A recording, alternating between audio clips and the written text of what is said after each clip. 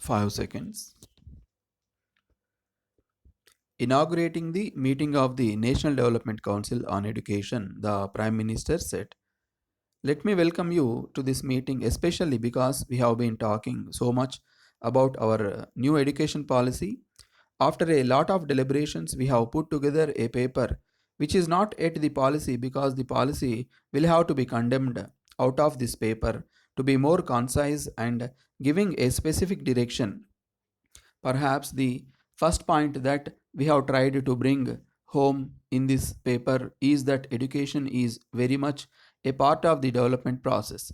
It cannot be separated from development. They are not two separate things. Education, in a sense, leads to development, perhaps more than that. With development, the demand for education goes up very fast.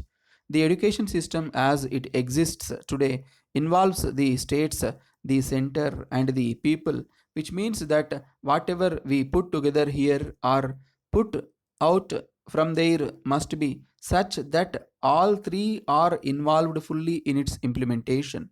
If any group is left out, we will not be able to take the care of implementation in the matter that we would like to do. Having education in the concurrent list gives us the joint responsibility of seeing that education is really the best that we can give to our people within the constraints that we have.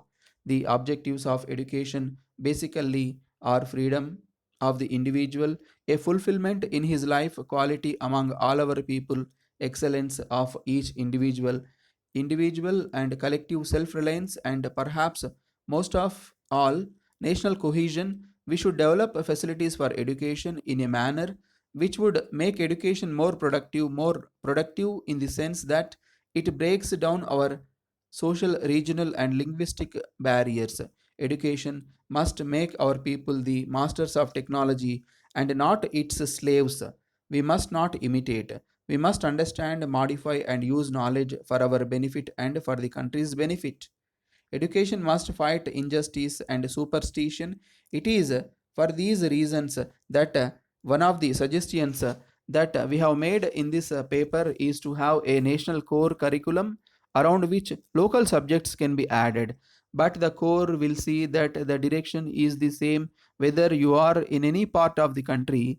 We will have a standardized package which will be available to everyone who goes to school, which means that the basic direction for national cohesion will be set in that core.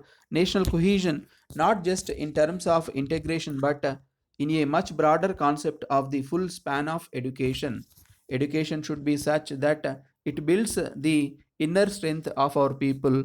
It should bring our ancient heritage to the new generation and make available our treasure to the young generation. Again, that must not be limited to what is available in one region or in one state. It must bring out our heritage from all over the country, and our Indian culture must be brought home equally to the local culture, local language, and local heritage. Education permeates every aspect of life. It must be such that it brings the best out of our past, takes the best of the present, but keeps in mind the future direction that we want to give the country in terms of political, economic, and cultural development. The fact is that almost no country in the world is really satisfied with its educational system, and the process of improvement and modification is continuously going on. Education used to be acquiring of accumulated knowledge in the sense that it taught the people what had already been known.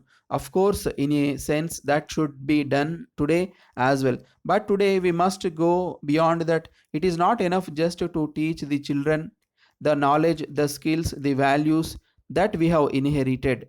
We must, in the education system, give them an orientation for the future, make them think of the future, not think of the past.